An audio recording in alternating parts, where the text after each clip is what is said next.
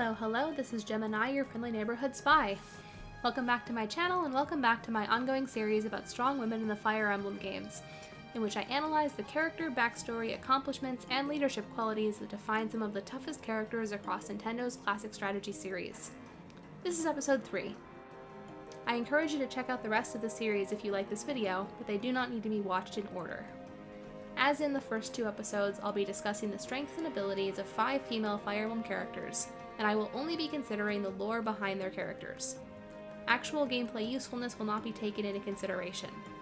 Also, these characters are in no way being ranked against each other or any other women from Fire Emblem. This is merely a platform to discuss a group of characters that embody a positive portrayal of strength and deserve to be celebrated. With all that said, let's get started. For our first entry of today, we'll harken back to the first moments of this long-running series and discuss the harrowing deeds, the unshakable convictions, and the battlefield prowess of Sita, Queen of Arcanea. Even trying to describe Sita's long list of accomplishments is in itself a colossal ordeal, but I'll do my best. As a noble woman born on the island nation of Talis, Sita could have lived a life of ease holed up in the royal castle of her homeland, but she decided early on that such was not the life for her. Rather, Sita took hold of lance and blade and trained to become a Pegasus Knight so that she could protect her nation and its people with her own 2 hands. And on the day that war came for her country, Sita was ready to take up the fight. In the opening chapter of the very first Fire Emblem game, Princess Sita discovers that her beloved homeland has been attacked by pirates, and her father's life is in danger. With the help of her trusty Pegasus, Sita takes to the skies to bring aid back to her people. She locates Altia's Prince Marth, who has been residing in Talis, and secures the help of the prince and his retinue of knights.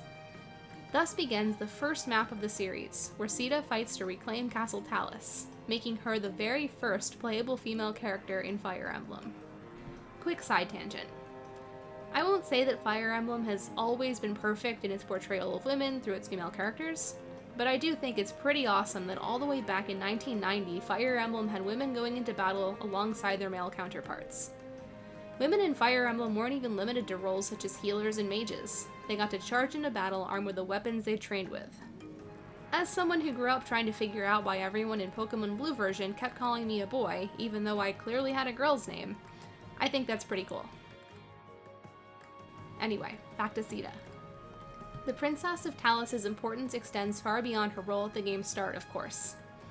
Armed with her personal weapon, the mighty Wing Spear, Sita has fought in countless battles throughout both the War of Shadows and the War of Heroes. She has liberated kingdoms, rescued prisoners of war, battled with dragons, and defeated the Dark Dragon and his minions, and if that wasn't enough, Sita has left her mark on other worlds entirely, such as the kingdom of Atolis and Fire Emblem Warriors. She even pursued the Dark Wizard Garnaf all the way to Tokyo, yes, Tokyo, to put an end to him once and for all. Sita's speed and prowess on the battlefield see her through the many ordeals she faces, but her strengths hardly stop there. Sita's intelligence and charisma are at least equal to her combat expertise, and she makes good use of them as she recruits allies to her cause.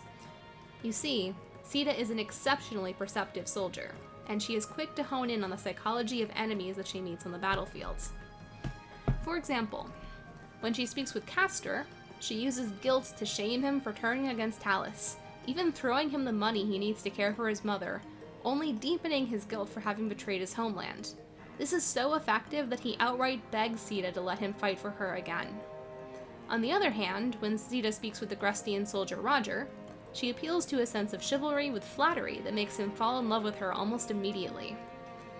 Meanwhile, she appears to another Grustian soldier, Jake, through his love for an Arcanea woman named Anna, convincing him that Anna will love him if she switches sides. Sita's power of persuasion isn't even limited to foot soldiers. She convinces the Grustian general, Lorenz, to join her cause by reminding him that he should consider the needs of the Grustian people over the whims of the nation's king. Sita accomplishes all of this by flying into enemy lines, heedless of the danger. It's also far from her only display of courage, risking her own safety for the sake of others. As a 10-year-old child, Sita witnessed a gladiator being savagely whipped as punishment for helping a fellow gladiator escape. Sita rushed to the man's aid, hugging him from behind to shield him from further abuse with her own body.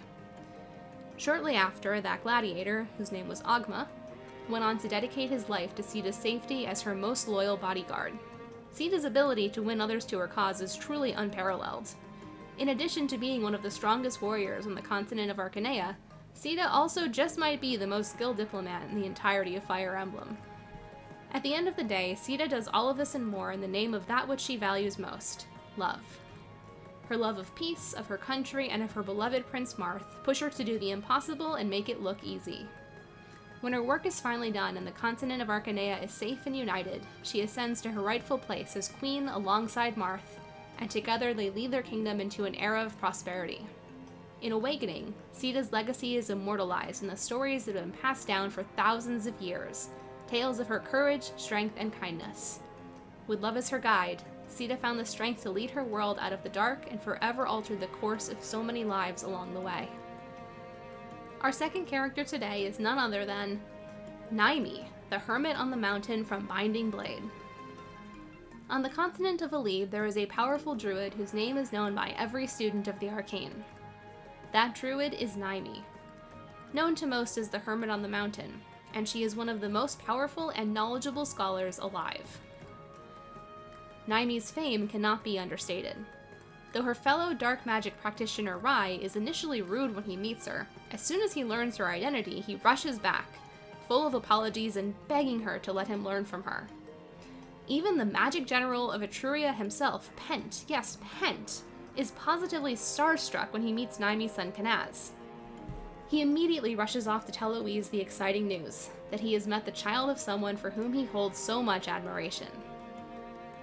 This renown is unsurprising considering Naimi's abilities and accomplishments. Doubtlessly, her research throughout her life has earned her the respect of mages across Alib, but even in her elderly years, Naimi is a force to be reckoned with. Ever driven by her curiosity, Naimi leaves her mountain abode in pursuit of dragons. She has studied dragons extensively from texts left behind from before the Scouring, but when she can learn no more from ancient scrolls, she decides it is time to do a little field research. With the nation of Bern employing strange, powerful troops among their military, Naimi senses something evil at work, and moves to investigate. She offers her assistance to one of Bern's military commanders in order to get closer to the operation, and let's just stop right there. Naimi is an elderly woman with grandchildren. This is somebody's grandmother, who one day decides to infiltrate one of the most powerful military organizations in the world. And it works.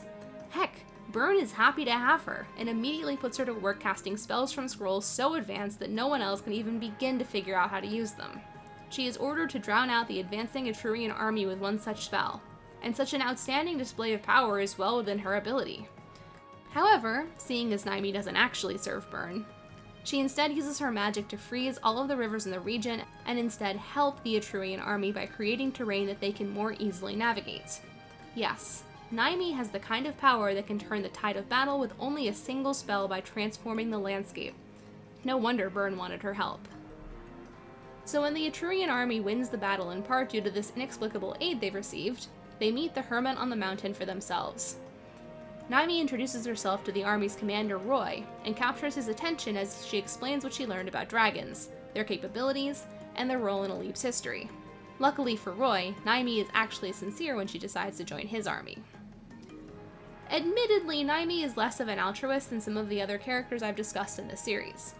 Rather than being motivated by love or empathy or justice, Naimi's curiosity and drive to learn all the world has to offer are what push her on her adventures. She is deeply passionate about the study of dark magic, or what she refers to as ancient magic, and thrives on researching the world's greatest secrets. In Alib, the study of dark magic is incredibly dangerous. The legend Bramimund famously dedicated himself so entirely to the art of ancient magic that he lost himself in it and became like a living mirror. Possessing no personality himself, he reflects the personality of whoever speaks to him. This fate isn't limited to Bramimund either. Naimi's son Kanaz had 3 older brothers, each of whom lost himself through his study of ancient magic and now is like an empty husk. And yet, despite having studied dark magic for even longer, Naimi has been able to retain her sense of self. She knows the dangers better than anyone, and yet she persists in her resolve to study and learn and build even greater power for herself. It's even believed that, following the events of Binding Blade, she went on to solve most of the world's mysteries, though no one knows for sure because she never left written notes of her work. Naimi's passion for ancient magic even leads to her berating her grandson Hugh for studying anima magic instead, though she eventually comes to terms with it as she realizes that his skill with anima magic was likely inherited from his mother. Although Naimi's first priority is the acquisition of knowledge, she isn't heartless, and in keeping with her boundless curiosity, she is open to having her mind changed by what she observes in the world around her. For example, when Naimi had read about the vicious, destructive nature of dragons, she was prepared to do battle with them to protect humanity. However, upon meeting the divine dragon Fae, Naimi realizes that the matter is far more nuanced. She meets this innocent, childlike creature and remarks, "So this is the enemy of mankind, eh?" She later chastises herself for what she might have done to Fae before she learned better, and she resolves that there is no point in peace if it has to be attained through such evil deeds. Naimi's character is defined by her intelligence, her insatiable quest for knowledge, and her sheer talents and power gained through decades of dedicated study. In a world full of hot-blooded heroes with swords out to save the world, Naimi uses her experience to show them how it's done. When the world is safe, she is able to return once more to her studies in peace, though Alib will not soon forget the exploits and power of the renowned Hermit on the mountain.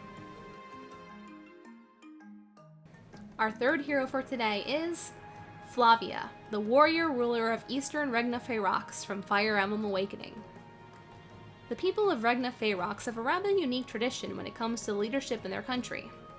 Each half of the nation, East and West, has its own ruler or Khan. However, only one of the Khans has authority over the rest of the country. Every few years, a tournament is held between the two Khans to determine who will take over as the kingdom's sole sovereign, with the other serving in a more advisory role to the other. Early in the story of Awakening, Flavia wins the tournament and ascends to power as the ruler of a kingdom of warriors. During her time as the sovereign of Regna Ferox, Flavia proves to be one of the most effective leaders in Fire Emblem's long-running history. As a ruler, Flavia values strength and plain-spoken words. When the Elysian Prince Chrom and his small retinue of fighters enters her kingdom, Flavia sees an opportunity. Chrom's party recently defeated her border guards, so she knows that they're capable warriors. She knows that Chrom needs the strength of Regna Ferox to help him defeat the Plegian invaders which have recently attacked his country, and she needs to be put back in power. Not wasting any time, Flavia offers Chrom a simple deal.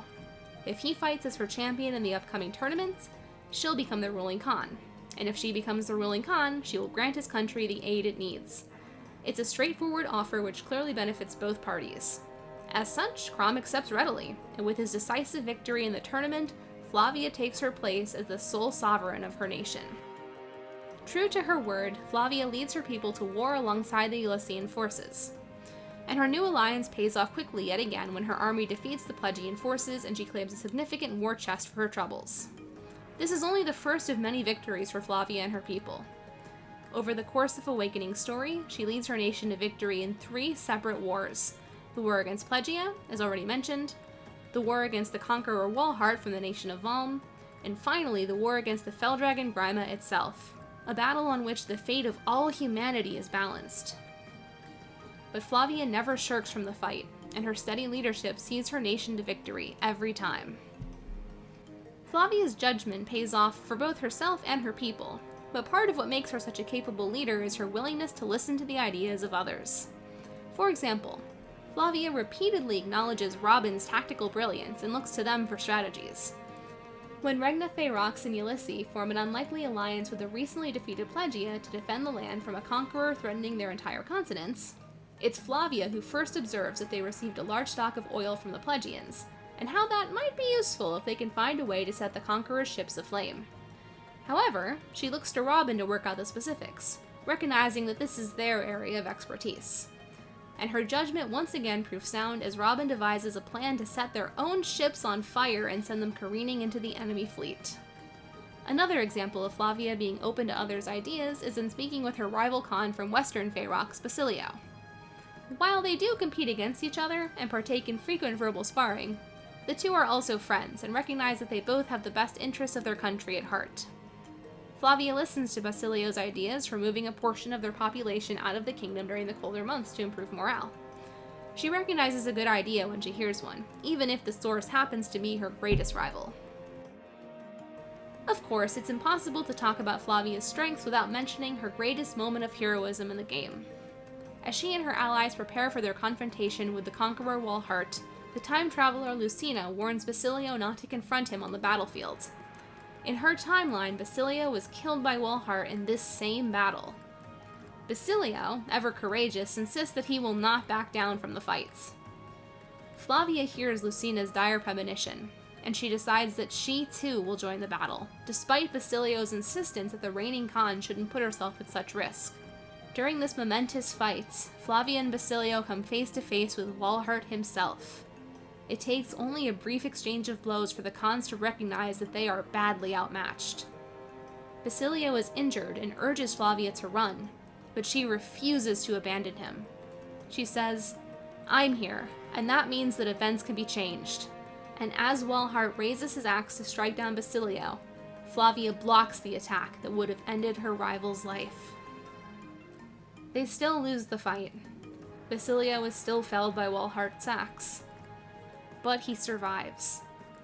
Basilio credits Lucina with his survival for warning him about his impending doom. But I believe Flavia deserves at least as much credit. For if Basilio barely survived one hit from his final round of combat against Walhart, how could he have possibly lived through two? And because Basilio was alive and presumed dead, he was able to work for Robin in secret and played a vital role in stopping the Fell Dragon. Because of Flavia's daring decision to fight, and her refusal to abandon her own rival, she altered the course of fate, if not for all of humanity, at least for one man. With the Fell Dragon's rise to power averted and the kingdom's return to peace at last, Flavia returns to Regna Ferox as a leader victorious. She continues to lead her country, casually calling upon Exalt Crom as her champion whenever tournament day arrives again. Through her strength, judgment, and courage, Flavia secured a lasting peace for her people and for the world at large. Now for today's fourth character, Three Houses' kindly devotee, Mercedes. Like many of her fellow students at the Officers' Academy, Mercedes has not always had an easy life. She was born into the noble house Martritz of the Adrastian Empire, and bears a minor crest of Lumine. Unfortunately, her father died shortly after she was born, and her mother remarried to a man named Baron Bartels, an ambitious man who saw Mercedes and her younger half-brother, his own son, as means of expanding his influence. It got so bad, in fact, that Mercedes and her mother were eventually forced to flee and seek refuge in the kingdom of Fargus, leaving her brother Emil behind. Having been born with the crest of Lumine grants Mercedes rare abilities, including access to the full power of 2 different heroes' relics. The first is a talisman known as Raphael's Gem. When the item is in her possession, Mercedes becomes resistant to all kinds of lethal attacks in battle, allowing her to shrug off injuries that might be fatal to others. The second relic is the Tathlum Bow, which, in addition to being a powerful offensive weapon in the hands of a skilled archer like Mercedes, will also heal her wounds as she fights. However, her crest also makes her a target for the ambitions of others. Even after escaping her tyrannical stepfather and finding shelter in a church, another man appeared who effectively bought Mercedes from the church, adopting her with the sole purpose of using her to advance his own social standing. It is with her adoptive father that Mercedes begins to show her strength. While she is normally the sort of person who goes with the flow and lets others make decisions for her, there comes a point where she has to take a stand. You see, the life that Mercedes wants for herself is one in which she can help those in need. This puts her at odds with her adoptive father, who seeks to arrange a favorable marriage for her, and for his own ambitions. However, this conflict forces Mercedes to ask herself the question, what does she want from life? And is she willing to stand up for herself to get it? For most of her life, she's told herself that the things that have happened to her were the will of the goddess, and that it was meant to be. But ultimately, she decides that she can't allow her father's selfishness and greed to rule her own life, and she defies him. She takes part in the war against his wishes and later refuses to submit to the marriage he's arranged for her. A quick side note before I go any farther. One of the obvious challenges in writing about Three Houses is the different routes, and how it can drastically change the outcome of a character's story. For the purposes of this video, I'll look at notable moments from different routes that contribute meaningfully to Mercedes' character and that demonstrate the ways in which she shows strength. Mercedes' positive and humble nature manifests in many ways throughout her time at the Academy. She is patient and supportive with Dimitri when he tries to learn how to sew. She brings out the best in Hilda when she takes over Hilda's chores for her, prompting Hilda to insist on helping her cleaning the dining room in return. She lends a compassionate ear to students like Ingrid and Sylvain, who have lived with problems similar to those she has experienced in her own life. She even tells terrifying ghost stories to Eloise to help him get over his fear of ghosts. Another way in which Mercedes has tremendous strength is in her steadfast and calm nature, which she maintains no matter the situation. She and her best friend Annette support each other and have fun together on shopping trips. However, even in the worst of times, when she is pitted against her friend in the chaos and misery of war, Mercedes remains calm and supportive. Should the two friends face each other in battle, Mercedes calmly consoles her, even knowing that one of them is about to die. Mercedes' emotional fortitude is tested like never before when she learns that the terrifying murderer known to the land as the Death Knight is none other than her younger brother Emile, whom she and her brother left behind when they fled from House Bartels all those years ago. Despite the Death Knight's reputation as a vicious killer, Mercedes is happy to see him, and treats him like he's the same little brother she remembers, even bringing him baked goods. It isn't that she doesn't understand the danger that Emile presents. She just loves him enough that she's willing to take that risk in order for them to be a family again. In the route where they are reunited, she assures him that she will always be his big sister. Alternatively, in a route where the Death Knight is killed in battle and lies bleeding on the ground, Mercedes recognizes her little brother, and despite everything he's done, and all the death that surrounds them, she sits with him and consoles him in his final moments. In this alternative version of events, she couldn't be there for him when he was alive, so she will at least be his big sister again and comfort him as he passes away. That is the strength of the love that she feels for her loved ones. Character endings vary tremendously across three houses, but there is one consistency throughout Mercedes' possible epilogues: service to the less fortunate. In some cases, she becomes a cleric and brings aid to those in need through her service to the church. In other cases, she weds and assists with the restoration of the wounded land after many years of war. Across almost all of her epilogues, Mercedes becomes the proprietor of an orphanage and takes care of children who'd lost their parents to the fighting. And that is how the daughter of a noble, born with a crest and bloodied in the chaos of war, ultimately finds joy and peace in a life dedicated to the service of others. Finally, the last character we'll be discussing today is Titania, the Grail Mercenaries' deputy commander from Path of Radiance and Radiance On. In each segment of these videos, I try to think of the unique traits and qualities which make each character a strong woman. And when I think of Titania and her strengths, the first one that comes to mind is, well, strength. In Path of Radiance, Titania serves as the second in command to the Grail Mercenaries, first under the command of Grail himself, and then under his son Ike. After Grail's death, Titania is easily the strongest member of the Grail Mercenaries, and we're talking about a mercenary company which spearheads Crimea's retaliation against invading Dane forces in a war which takes their small group of sellswords all across the continents, fighting on treacherous terrain against one of the world's most powerful military forces. Among a team of seasoned and well-trained warriors, Titania stands above the rest. She first learned to fight as a knight in the Crimean army, but the trajectory of her life changed forever when she went to Gallia on an officer exchange program. That is where she first met Grail. He was stronger than anyone she'd ever seen before, and easily cut down every enemy that came at him during training. When it was her turn to spar him, Titania was soundly defeated. She later remarks how it was almost comical how little a chance she stood.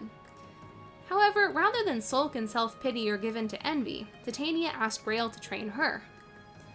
He agreed, and through hard work and discipline, Titania earned her place at his side as his trusted right hand, and she was a founding member of his mercenary group.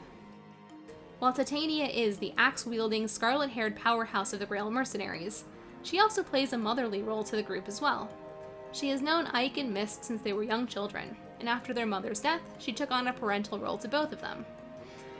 Ike has a very heartfelt conversation with her in Path of Radiance, when he acknowledges that he likely wouldn't be alive if it wasn't for everything she did for the company for all those years.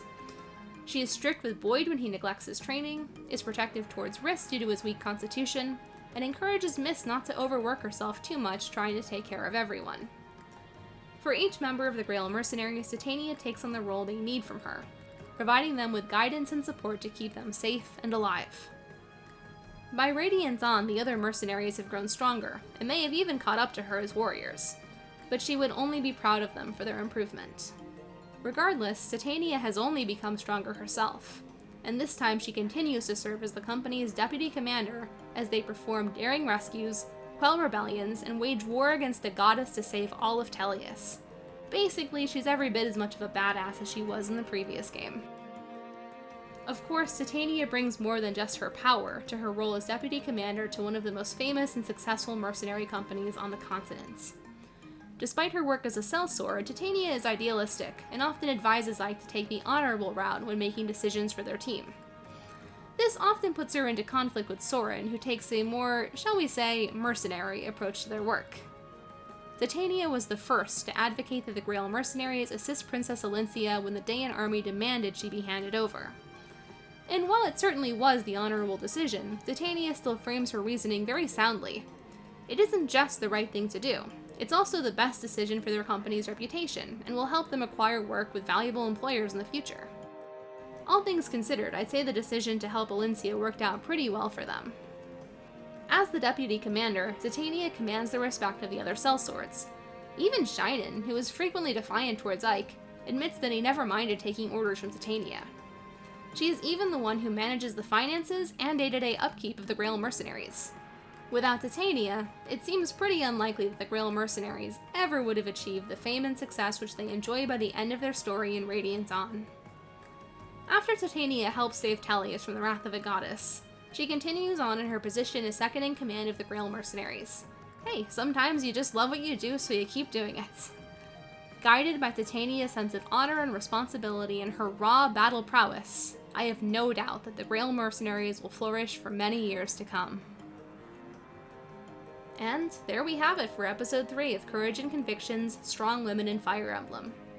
Even though it takes a while to put each episode together, it's really been a pleasure working on this series, and I have at least 2 more episodes planned for the future. The support I've received from my viewers for this series has really meant a lot, so thank you so much for watching, liking, and commenting on the video so far. I hope you enjoyed this episode and are looking forward to the ones to come. Also, Fates fans, I can promise that you'll finally get your representation in the next one. If you liked the video, please leave a like and consider subscribing to my channel for future Fire Emblem analysis videos, drawing videos, heroes content, and the occasional Ace Attorney something or other. Comments are always appreciated. I'd love to hear what you think about the characters I discussed in this episode, and which other female characters you think are positive representations of strength. Otherwise, that's it for today. Thank you once again so much for watching. Take care, have a wonderful day, and Gemini out.